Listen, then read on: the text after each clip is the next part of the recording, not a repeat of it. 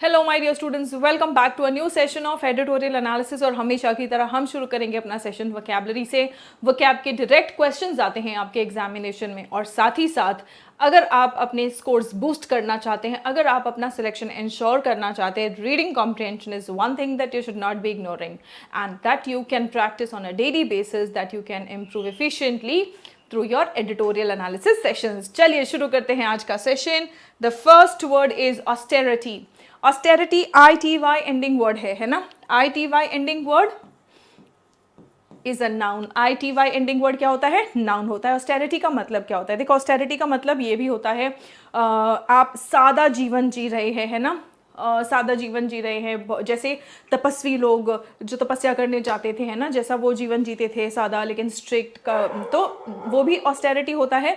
लेकिन financial terms भी जब हम ऑस्टेरिटी की बात करते हैं तो फाइनेंशियल टर्म्स में ऑस्टेरिटी का मतलब होता है पैसे बचा के काम करना, बहुत ज़्यादा फिजूल खर्च नहीं करना, reduce spending, economic measures to reduce spending. ठीक है, मितव्ययिता जिसको हम हिंदी में कहेंगे, लेकिन इसका मतलब ये है कि पैसे बचा के काम करना, बहुत ज़्यादा पैसे उड़ाना नहीं। आप समझदारी से काम कर रहे हैं, बहुत ज़्यादा फिजूल खर्ची वाला काम नहीं कर रहे हैं। ठीक है, एसिनोनिम्स है इसके थ्रिफ्ट या फिर इकोनॉमी। थ्रिफ्ट या फिर इकोनॉमी। एंटोनिम है एक्स्ट्रावेगेंस या फिर लग्जरी। एक्स्ट्रावेगेंस या फिर लग्जरी मतलब एकदम खूब पैसे उड़ा उड़ा के अगर आप काम कर रहे हो, खूब पैसे खर्च कर रहे हो, तो वो लग्जरी है, एक्स्ट्रावेगेंस है। अगर आप पैसे बचा के काम कर रहे हैं तो फिर वो थ्रिफ्ट होगा, इकोनॉमी होगा, ऑस्टेरिटी होगा। द प्राइम मिनिस्टर अपील्ड, आग्रह करना, अपील करना मतलब आग्रह करना। प्रधानमंत्री जी ने आग्रह किया है फॉर ऑस्टेरिटी मेजर्स, मतलब सभी को बोल रहे हैं, जनता को, भाई बहुत ज़्यादा पैसे मत खर्चो, पैसे बचा बचा के काम करो। ठीक है, the prime minister appealed for austerity measures. Austerity measures, देखो ये नोटों का बंडल बांध के रखो, आसानी से खर्च मत करो, दैट्स व्हाट इज ऑस्टेरिटी। ठीक है, that's what is austerity. Coming to the next word, severity. ITY ending word noun है। अभी अभी हमने देखा ITY एंडिंग वर्ड्स क्या होते हैं? नाउन्स होते हैं। सिवियरिटी का मतलब क्या होता है? सीरियसनेस होना या फिर हार्शनेस होना, सिवियर होना, है ना। सो गंभीरता है या फिर कठोरता, गंभीरता या फिर कठोरता। एंटोनिम क्या होगा? माइल्डनेस और ease. Example, the speech revealed the severity of the crisis. The speech revealed the severity of the crisis, यानी कि कोई क्राइसिस चल रहा है और वो कितना गंभीर है, उसका कितना प्रभाव पड़ा है, ये कल के स्पीच से हमें पता चला है। ठीक है, सो सीरियसनेस को लेकर अगर हम बात करेंगे तो फिर वो सिवियरिटी होगा, right. The next word is implication. ION ending word है तो ये भी नाउन है। ION एंडिंग वर्ड भी नाउन होता है। बच्चों, पार्ट्स ऑफ स्पीच पहचानते हुए हमें चलना है। क्यों? शब्द पता चल जाएगा, उसका मीनिंग पता चल जाएगा, तो आपको ये समझ आएगा कि हमें किस सेंटेंस में यूज करना है, लेकिन सेंटेंस में कहाँ यूज करना है वो हमें पता चलता है पार्ट्स ऑफ स्पीच से। ठीक है, तो पार्ट्स ऑफ स्पीच पहचानते हुए चलिए। पॉसिबल इफेक्ट्स और कॉन्सिक्वेंसेस, प्रभाव, परिणाम, उसको हम कहते हैं इम्प्लीकेशन। ठीक है, सिनोनिम्स देखिए, कॉन्सिक्वेंसेस और आउटकम्स। एंटोनिम है कॉजेज और origin. The crisis has major economic implications. जो क्राइसिस है ना, किस क्राइसिस की हम बात कर रहे हैं? अगर आप लोगों को अंदाज़ा लगा है तो आप मुझे यहीं पे इतने ही वीडियो पर कमेंट करके बताओ। एडिटोरियल पढ़ोगी तब तो सबको समझ आ ही जाएगा। ठीक है, अगर आपको अंदाज़ा है कि हम किस क्राइसिस की बात कर रहे हैं तो आप मुझे कमेंट करके बताओ। मैं आपका कमेंट देके समझ जाऊंगी कि आपने मुझे यहीं पर बता दिया है। The crisis has major economic implications. ठीक है, देखो the next one, which word means economic measures to reduce spending. पैसे खर्च करने के लिए आप अगर कोई इकोनॉमिक मेजर्स ले रहे हैं, अगर आप कोई फाइनेंशियल डिसीजंस ले रहे हैं जिससे खर्चे आप कम कर रहे हैं, तो ऐसी एक्शन के लिए वोकैबुलरी क्या यूज़ कर सकते हैं? सिवियरिटी, इम्प्लीकेशंस या फिर ऑस्टेरिटी? कमेंट करके बताएंगे और उसका पार्ट ऑफ स्पीच भी मुझे बताएंगे आप। ठीक है, चलिए। कर्टेल, कर्टेल का मतलब क्या होता है? कर्टेल मतलब रोकना, this is a verb. Cut करना या फिर रिड्यूस करना, रिड्यूस और लिमिट। एंटोनिम है इंक्रीज या फिर एक्सपांड करना। People were asked to curtail fuel usage. Fuel usage को कर्टेल करने के लिए लोगों से कहा गया है। ठीक है, the next one now, dilute. Dilute is also a verb. Dilute का मतलब कमजोर करना। ठीक है, डाइल्यूट करना किसी चीज को मतलब कमजोर करना। हम जैसे फॉर एग्जाम्पल मान लो कोई शरबत है ना, बहुत मीठा है, तो हम उसमें पानी डालते हैं ताकि हम शुगर की स्ट्रेंथ को वीक कर सकें।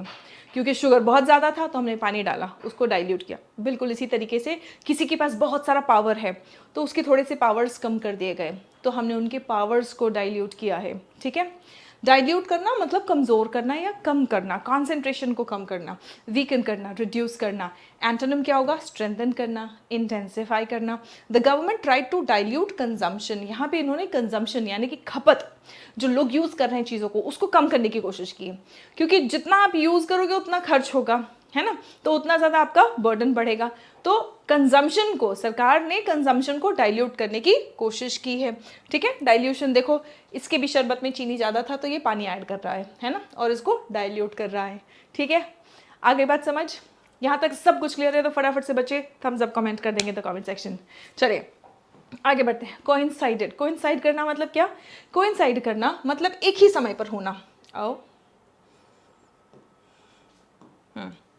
ठीक है, कोइंसाइड होना मतलब एक ही समय पर होना, एक साथ होना, मैच होना, इकट्ठे, अकर्ड टुगेदर। डिफर होना, कोइंसाइड होना मतलब अगर आप दोनों का सेम ओपिनियन है, दोनों का, तीनों का, कई लोग हैं, है ना, तो ओपिनियन सेम है तब भी कोइंसाइड हो रहे हैं। एक ही साथ में कोई काम कर रहे हैं तो एक्शंस आपका कोइंसाइड हो रहा है। ठीक है, डिफर करना मतलब अलग अलग होना, सेपरेट होना। The speech coincided with industry warnings, industry ने भी कुछ कुछ वार्निंग्स अभी हाल ही में इशू किया है, और जो प्रधानमंत्री जी का स्पीच है वो भी उसी समय हुआ है, यानी कि जिस समय इंडस्ट्री ने वार्निंग्स दिया है उसी समय प्रधानमंत्री जी का स्पीच भी आया है। ठीक है, चलो द नेक्स्ट वर्ड। अच्छा, कोइंसाइड का पार्ट ऑफ स्पीच क्या होगा?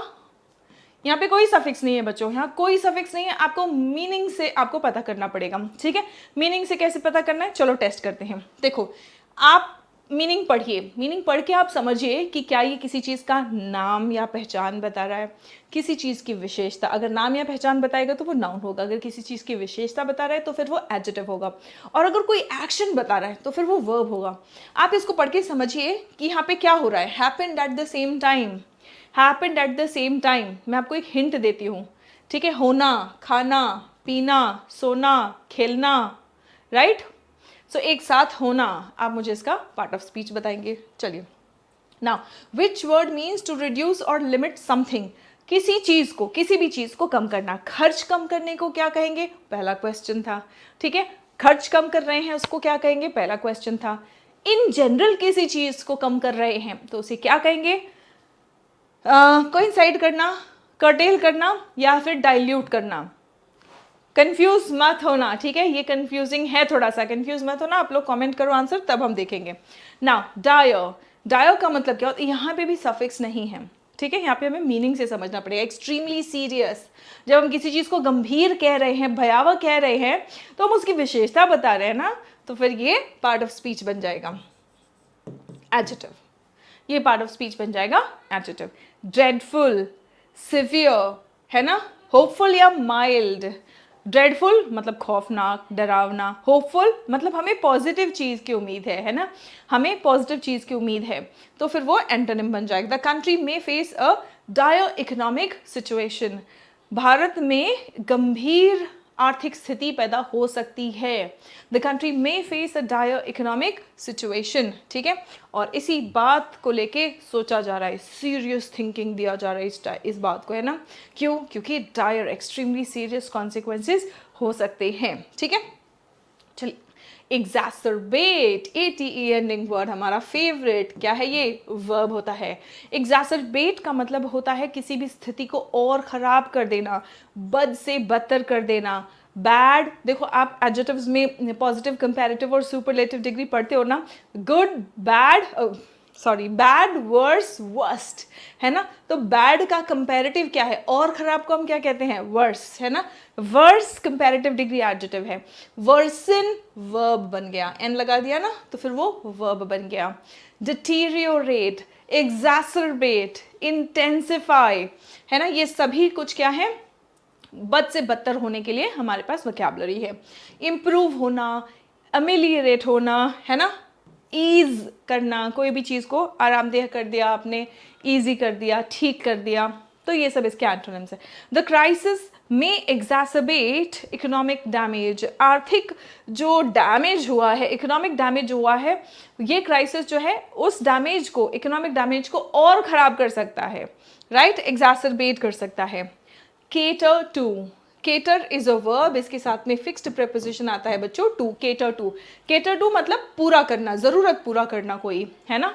फुलफिल नीड्स और डिमांड्स, सेटिस्फाई करना, सर्व करना, फुलफिल करना। एंटोनिम होगा इग्नोर करना या फिर निग्लेक्ट करना, ध्यान ना देना। Local supply can not cater to demand, जितना भारत का डिमांड है हमें बहुत सारी चीज़ें इंपोर्ट करनी पड़ती है। इंपोर्ट करना मतलब विदेश पर, दूसरे देशों पर हम फॉरेन कंट्रीज पर डिपेंड हो जाते हैं, है ना। तो इसीलिए अपने खर्चे कम करने की बात हो रही है यहाँ पे, ताकि ये जो लोकल सप्लाई है, क्योंकि लोकल सप्लाई सफिशिएंट नहीं है डिमांड्स को फुलफिल करने के लिए। जब हम डिमांड्स ही, अपने कंजम्पशन ही कम कर देंगे तो लोकल सप्लाई से ही काम चलना शुरू हो जाएगा। Local supply can not cater to demand, right. Then question for you, which word means extremely serious और टेरेबल। किस वर्ड का मतलब है एक्सट्रीमली सीरियस और टेरेबल, वेरी सीरियस और टेरेबल? केटर टू, डायर और एग्जैसरबेट। आप मुझे कमेंट करके बताएंगे, कमेंट करके बताते चलेंगे अपने आंसर्स। मुझे पता चलेगा कि अगर आप यहाँ तक आए हैं तो आपको वोकैबुलरी कितना अच्छे से याद हुआ है। एक तो मुझे पता चलेगा, सेकंड फायदा आपको डायरेक्टली है, जब भी आप किसी वर्ड को एक बार सुनते हो, ठीक है, फिर कमेंट करने के लिए आप उसको रिकॉल करते हो और कमेंट करते हो। That fixes that vocabulary in your mind. आपका रिटेंशन लॉन्ग टाइम तक हो जाता है। Students, we have our application Serene Pathshala on Google Play Store. इस एप्लीकेशन पे आपको 2 बैचेस मिलेंगे। अगर आप कॉम्पिटिटिव एग्जाम्स की तैयारी कर रहे हैं तो आपको जाना चाहिए कंप्लीट इंग्लिश फाउंडेशन बैच के साथ में, क्योंकि इस बैच में 200+ सेशंस हैं, 200+ आवर्स के सेशंस हैं, विच मीन्स कि आप लोगों का grammar, vocabulary, cloze test, parajumbles, comprehensions, हर एक सेक्शन को सफिशिएंट टाइम दिया गया है और इन सभी सेक्शंस के प्रैक्टिस क्वेश्चंस किए गए हैं और प्रैक्टिस क्वेश्चंस के साथ में प्रीवियस ईयर्स क्वेश्चंस भी किए गए हैं, ताकि आप लोगों को एग्जाम में आने वाले क्वेश्चंस का लेवल का अंदाजा हो सके, ठीक है। अब आ जाता है आपका spoken English express batch. Spoken English express batch उन सभी बच्चों के लिए जो अपने कम्युनिकेशन स्किल्स को इंप्रूव करना चाहते हैं, ठीक है। यहाँ पर आपको सब कुछ नहीं सीखना, क्योंकि आपको कोई एग्जाम नहीं देने जाना है, लेकिन आपको वो सभी कुछ सीखना है जिससे कि आप कॉन्फिडेंटली बोल पाए, और उसके लिए बहुत सारा प्रैक्टिस चाहिए जो हम इस बैच में करते हैं। एंड IB का आप लोगों का रिजल्ट अनाउंस हो चुका है, Tier 2 का स्लॉट्स हमारे फुल हो चुके हैं। फिर भी अगर कोई बच्चा है जो अभी भी भटक रहा है, परेशान है, गाइडेंस नहीं मिल पा रही है, please call on this number 9821060203। We'll see हम क्या कर सकते हैं, ठीक है। हम आपको किसी स्लॉट में अगर एडजस्ट कर सकते हैं या आपको किसी तरह से गाइडेंस दे सकते हैं तो हम कोशिश कर लेंगे। 9821060203 इस नंबर पर आप कॉल करके इंक्वायरी कर लेंगे, ठीक है। चलिए शुरू करते हैं अपना editorial. Belated warning. Belated happy birthday आप कब कहते हो? जब हैप्पी बर्थडे समय पर बोलने से देर हो गई है ना। तो वार्निंग जो समय पर आनी चाहिए थी, लेकिन देर से ही सही लेकिन आ रही है। Belated warning on prime ministers austerity appeal. Appeal यानी कि आग्रह, ऑस्टेरिटी यानी कि खर्चे कम करने का आग्रह किया गया है प्रधानमंत्री द्वारा। Prime minister Narendra Modi suggestions to Indians imply करना मतलब हिंट करना, डायरेक्टली नहीं इनडायरेक्टली बताना, है ना। Imply a serious economic impact. Prime minister Narendra Modi 7-point call to action. 7-point call to action उन्होंने मतलब कॉल यानी कि आग्रह किया है कि ये कदम उठाइए, ये स्टेप लीजिए। Call to action for the citizens of India. Lays bear.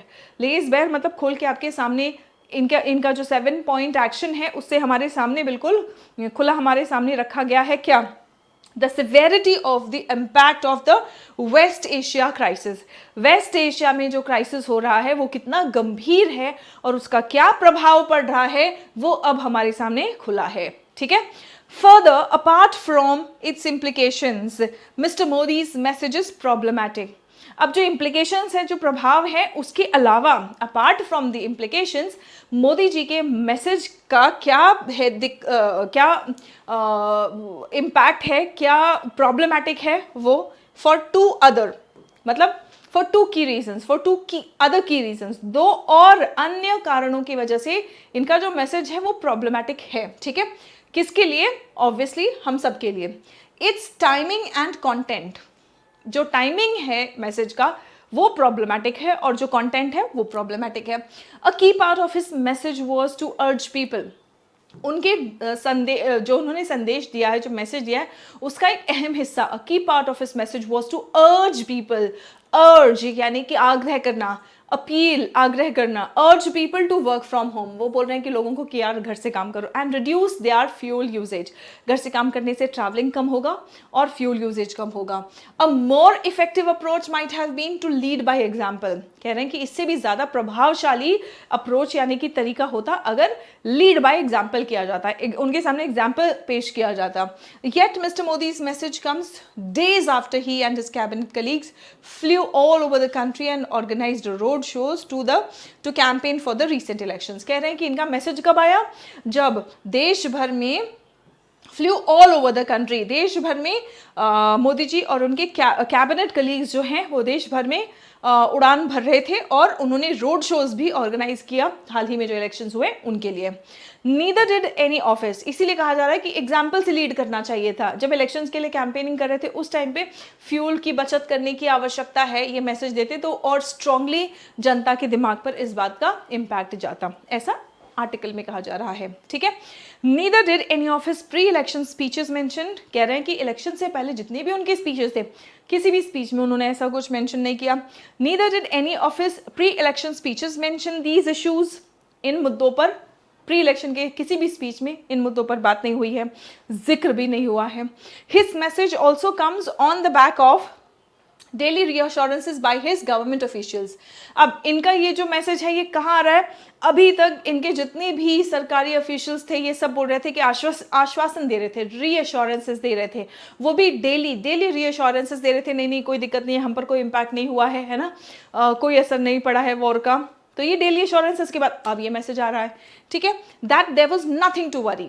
इनके ऑफिशियल्स हमें मैसेज दे रहे थे कि कुछ भी चिंता करने की जरूरत नहीं है। क्लियरली देयर इज, कह रहे हैं there was nothing to worry, ऐसा कह रहे थे लेकिन क्लियरली अब स्पष्ट हो गया है कि नहीं, चिंता करने की आवश्यकता है। The prime minister's message also follows various ministers attempts to heap praise on him for not raising petrol and diesel prices. अब प्राइम मिनिस्टर का ये जो मैसेज है ये कई मिनिस्टर्स के अटेम्प्ट के बाद, प्रयास के बाद आ रहा है, जहां पे मिनिस्टर्स ने मोदी जी की तारीफ, हीप प्रेज ऑन मतलब तारीफ के पुल बांधना, हीप प्रेज ऑन मतलब तारीफ के पुल बांधना। तो बहुत सारी तारीफों के पुल बांधे जा रहे हैं कि जो मिनिस्टर्स बांध रहे थे उसके बाद ये मैसेज आया है ना। और वो क्या होता कि भाई वॉर चल रहा है लेकिन फिर भी पेट्रोल और डीजल के प्राइस नहीं बढ़ाए गए। A decision not to further burden the common man is welcome, कह रहे हैं कि ये फैसला आम आदमी का बोझ और नहीं बढ़ाने के लिए अच्छा है। So this is a positive thing that they're talking. A decision not to further burden the common man is welcome. But the flip side मतलब दूसरा पहलू जो है, the flip side is that it fails to impress upon them the need to curtail consumption. अब आम आदमी का बोझ नहीं बढ़ा रहे हो ये तो अच्छी बात है, लेकिन उसका दूसरा पहलू ये है कि जब हम लोगों को ये कहना चाहते हैं कि खर्चे कम करो, वो उतना इम्पैक्टफुली नहीं बोल पाए। ठीक है, flip side is that it fails to impress upon मतलब छाप छोड़ना, उनके दिमाग में ये चीज़ बैठा देना, the need to curtail consumption. Now the government took that strategic call before the elections, है ना, तो वो strategic call जो है वो इलेक्शन से पहले लिया था and is now trying to dilute it। तो उस टाइम पे तो बोला कि हाँ ठीक है हम पेट्रोल की प्राइस नहीं बढ़ाएंगे एंड ऑल, लेकिन अब उस चीज़ को डाइल्यूट करने की कोशिश की जा रही है। Perhaps a hike in fuel prices will follow soon। अब ये बोलने के बाद कह रहे हैं कि फ्यूल प्राइसेस में हाइक यानी कि इंक्रीज आने वाला हो सकता है। The Prime Minister's speech also coincided with a similar call to action for Indian corporates by the Confederation of Indian Industry. So CII, Confederation of Indian Industry जो है, इन्होंने Indian corporates को एक action, call to action, similar call to action दिया है। This kind of coordinated messaging points to a dire situation. अब इस तरीके का जो कोऑर्डिनेटेड मैसेज है, कोऑर्डिनेटेड मतलब एक साथ ने, वहाँ पे इंडस्ट्री ने कंपनीज को, कॉरपोरेशंस को कहा है और यहाँ पे प्रधानमंत्री जी ने आम जनता को कहा है। तो दोनों कोऑर्डिनेटेड मैसेज आया है और ये दिखा रहा है कि डायर कॉन्सिक्वेंस यानी कि गंभीर परिणाम पड़े हैं, गंभीर प्रभाव इसका पड़ा है। ठीक है, several of the prime ministers suggestions might also have other negative impacts. अब प्राइम मिनिस्टर के जो और भी कई सजेशंस है, उसके और अदर नेगेटिव इम्पैक्ट्स भी हो सकते हैं, that could be more serious than the problems they are trying to address. जो प्रॉब्लम्स वो एड्रेस करने की कोशिश कर रहे हैं उससे और गंभीर नेगेटिव इम्पैक्ट्स और हो सकते हैं। Some others might simply not be as effective as he hopes, कह रहे हैं कि कुछ तो जैसा वो उम्मीद कर रहे हैं उतना इफेक्टिव नहीं होगा। If farmers stop using chemical fertilisers, जैसे कुछ जो उन्होंने बातें बोली है ना, तो कह रहे हैं कि अगर फार्मर्स जो है केमिकल फर्टिलाइजर्स यूज़ करना बंद करेंगे, एज ही हैज़ अर्ज्ड, उन्होंने अर्ज किया है कि भाई केमिकल फर्टिलाइजर्स यूज़ करना बंद करो, लेकिन इससे क्या होगा, the immediate impact will be on crop output at the time when El Nino is already set to hurt it. El Nino already agricultural production को खत्म नहीं, हर्ट करने के लिए है ऑलरेडी। इस साल हमें एल नीनो का इम्पैक्ट देखने को मिल रहा, और इसी टाइम पे अगर केमिकल फर्टिलाइजर्स भी किसान यूज़ करना बंद कर दें तो सीधा सीधा इम्पैक्ट किस चीज़ पर पड़ेगा, उत्पादन पे, क्रॉप आउटपुट पर। High frequency indicators are already revealing the economic damage of the West Asia crisis। जो West Asia crisis है, हाई फ्रीक्वेंसी इंडिकेटर्स है, वो ऑलरेडी दिखा रहे हैं कि इकोनॉमिक डैमेज काफ़ी हुआ है। दिस विल ओनली एग्जैसरबेट, और ये इकोनॉमिक डैमेज जो है ये सिर्फ एग्जैसरबेट होगा, मतलब बद से बदतर होगा, सिचुएशन को और बद से बदतर बनाएगा। This will only exacerbate the situation. The suggestion to stop foreign travel, अब फॉरेन ट्रैवल अगर स्टॉप किया विल कंजर्व फॉरेन एक्सचेंज, इससे फॉरेन एक्सचेंज तो बचेगा, but Reserve Bank of India data up to February 2026 shows that Indians foreign travel spending in 2025-2026 was already down by 3%। जो reserve Bank of India RBI का data है वो already दिखा रहा है कि 2025-26 में 3% इंडियंस का फॉरेन ट्रैवल कम हुआ है। ठीक है, March the first month after the Iran war broke out, Iran war शुरू हुआ, ब्रेकआउट होना मतलब शुरू होना, वॉर के लिए, फायर के लिए, फैमिन के लिए हम जो वर्ड यूज़ करते हैं, राइट्स के लिए, राइट्स शुरू हो गए, वॉर शुरू हो गया, फैमिन शुरू हुआ, फैमिन इज भुखमरी है ना, तो ये सब कुछ शुरू होता है तो उसके लिए हम वर्ड यूज़ करते हैं ब्रेकआउट। ठीक है, ब्रेकआउट क्यों, कोई चीज़ शुरू हुआ और बहुत तेज़ी से फैलता है तो हम उसके लिए वर्ड यूज़ करते हैं breakout, right. Now first month after the Iran war broke out, तो ईरान वॉर शुरू हुआ उसके बाद पहला महीना जो था वो है March, is likely to have seen an even sharper decline. अब मार्च में और शार्प डिक्लाइन हुआ होगा फॉरेन ट्रैवल में। The real pressure on the rupee and India's foreign exchanges because foreign institutional investors are pulling out. कह रहे हैं कि इंडिया का जो फॉरेन एक्सचेंज है इस पर जो रियल प्रेशर रुपीज़ पर, इंडियन रुपी पर जो रियल प्रेशर है वो इसलिए है, और इंडियन फॉरेन एक्सचेंज पर जो रियल प्रेशर है वो इसलिए है क्योंकि फॉरेन इंस्टीट्यूशनल इन्वेस्टर्स जो हैं, FIIs जो है ना, FIIs वो पुल आउट कर रहे हैं while the RBI is using valuable dollars to shore up the falling currency। और RBI जो करेंसी की वैल्यू गिरती जा रही है उसको सपोर्ट करके रखने के लिए, बनाए रखने के लिए फॉरेन एक्सचेंज का यूज़ जो फॉरेन करेंसीज का, फॉरेन एक्सचेंज का है ना, उसका यूज़ कर रहे हैं। तो इसीलिए जो रिजर्व्स हैं वो कम होते जा रहे हैं और इंडिया के फॉरेन एक्सचेंज पर प्रेशर पड़ते जा रहा है। Urging Indians to buy local is another way of asking them to consume less. जब हम ये कह रहे हैं कि लोकल बाय करो तो ये एक और तरीका है, another way of asking to consume less, since purely domestic supply is not nearly enough to cater to the demand. क्योंकि कह रहे हैं कि भाई डोमेस्टिक सप्लाई जो है वो पर्याप्त नहीं है डिमांड को केटर करने के लिए। तो बस ये एक दूसरा तरीका है कहने का कि अपने खर्चे कम करो। Asking them to buy less gold is also likely to be futile। futile का मतलब होता है useless। कह रहे हैं कि सोना कम खरीदो, ये कहना भी बहुत ज़्यादा यूजफुल नहीं हो सकता है। क्यों? All this means that the economy is in for a hard time। ये सब कुछ ये दिखाता है कि अर्थव्यवस्था पर एक हार्ड टाइम आ रखा है, is all set। ठीक है, that the economy is in for a hard time over the next few months। आगे आने वाले कुछ महीनों तक अर्थव्यवस्था के लिए मुश्किल स्थिति बनी रहेगी। A warning the prime minister should have delivered much earlier, elections और नो इलेक्शंस। कह रहे चाहे इलेक्शन हो चाहे ना हो, लेकिन ये वार्निंग इसीलिए स्टार्ट भी यहीं से हुआ है ना, बिलेटेड वार्निंग। कह रहे हैं कि ये वार्निंग प्रधानमंत्री जी को पहले ही देना चाहिए था। ठीक है, चाहे इलेक्शन हो चाहे ना हो, यानी कि इलेक्शन की वजह से अगर रुके थे तो एक तरह से उस चीज के लिए भी क्रिटिसाइज किया जा रहा है प्रधानमंत्री जी को इस आर्टिकल में। Now what is the tone of the editorial? What is the tone of the editorial? Humorous नहीं है, इंस्पिरेशनल भी बिल्कुल भी नहीं है, इमोशनल भी बिल्कुल नहीं है, क्रिटिकल एंड कॉशनरी है। सावधान कर रहे हैं ना कि हाँ मुश्किल समय आ रहा है, मुश्किल समय के लिए तैयार हो जाओ, पेट्रोल का प्राइस बढ़ने वाला है ना। तो एक तरह से कॉशनरी भी और क्रिटिकल भी है, स्टार्ट और एंड भी क्रिटिकल नोट पर ही हुआ है, right. Now why does the editorial criticise the timing of prime minister's appeal? Editorial prime minister के अपील, जो मतलब प्रधानमंत्री जी ने जो आग्रह किया है, उनके आग्रह के टाइमिंग को क्यों क्रिटिसाइज किया है? आग्रह उन्होंने जी किया है, देखो उसको वो बहुत ज्यादा नहीं बोल रहे कि लेट बता रहे हो आप, है ना, लेट बता रहे हो, जो चीजें बता रहे हो वो भी उतनी इफेक्टिव अब नहीं है। ये क्यों क्रिटिसाइज कर रहे हैं? It came before election, election से पहले आया इसलिए। It was delivered after election campaigning and reassurances, मतलब आश्वस्त करते गए कि नहीं नहीं सब ठीक है, सब ठीक है, कोई दिक्कत नहीं है, कोई दिक्कत नहीं है। इलेक्शन हो गया उसके बाद वार्निंग दे रहे हैं, इसलिए क्रिटिसाइज किए जा रहे हैं, ठीक है। According to the editorial, what is one reason for pressure on the Indian rupee? Indian rupee पर प्रेशर का, दबाव का क्या कारण है? गोल्ड परचेस बढ़ रहा है इसलिए? एग्रीकल्चरल एक्सपोर्ट्स बढ़ रहे हैं इसलिए? नहीं, एफआईआईज जो है वो पुल आउट कर रहे हैं, मतलब इन्वेस्टमेंट नहीं आ रहा है, फॉरेन इंस्टीट्यूशनल इन्वेस्टर्स नहीं आ रहे हैं, इसलिए प्रेशर है।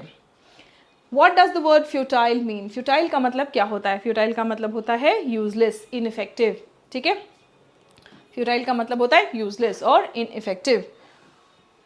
Now the indicators reveals economic damage. The indicators revealing economic damage. The indicators reveal economic damage. The indicators has revealed economic damage.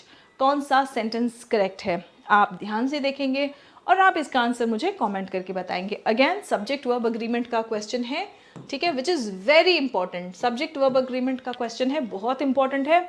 Subject verb agreement, tenses, prepositions, ये 2-3 ऐसे topics हैं जिनके questions आपके एग्जामिनेशन में आते ही आते हैं, ठीक है। चलिए आप इसका आंसर मुझे बताएंगे।